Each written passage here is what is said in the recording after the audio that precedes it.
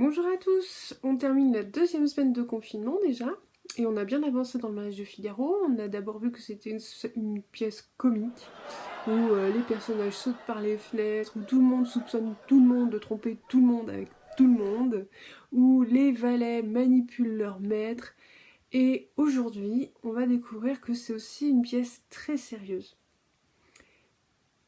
qui a valu à Beaumarchais bien des problèmes. Parce que dans cette pièce, l'auteur, Beaumarchais, donc, s'engage politiquement. On va travailler à partir de la scène 3 de l'acte 5. Alors cette scène, elle est très différente. D'abord, Figaro, il est tout seul.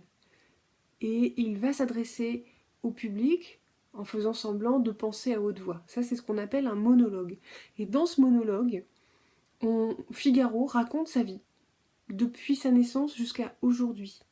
Et on découvre que c'est un personnage qui est très talentueux, qui a eu beaucoup de métiers, qui a beaucoup de savoir, qui a beaucoup travaillé et qui est capable de tout faire.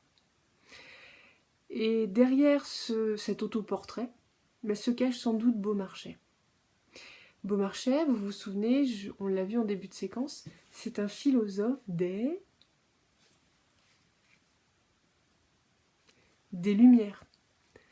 Les philosophes des Lumières, c'est un groupe de penseurs du XVIIIe, où faisait partie par exemple Rousseau et Voltaire, ce sont des noms très célèbres en France, et des artistes et des scientifiques qui ont travaillé ensemble pour essayer de construire une société qui soit un peu plus égalitaire.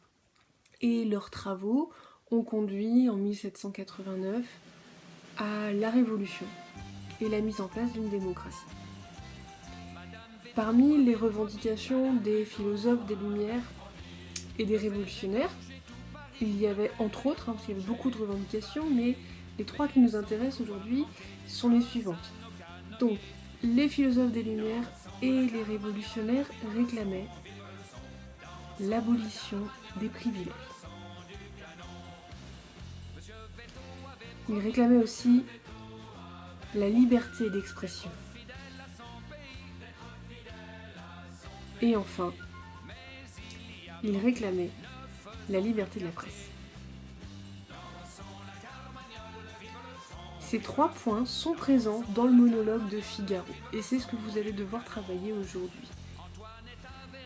En quoi le monologue de Figaro est une œuvre engagée politique, où l'on voit la défense de l'auteur dans l'abolition des privilèges pour une liberté d'expression et une liberté de la presse.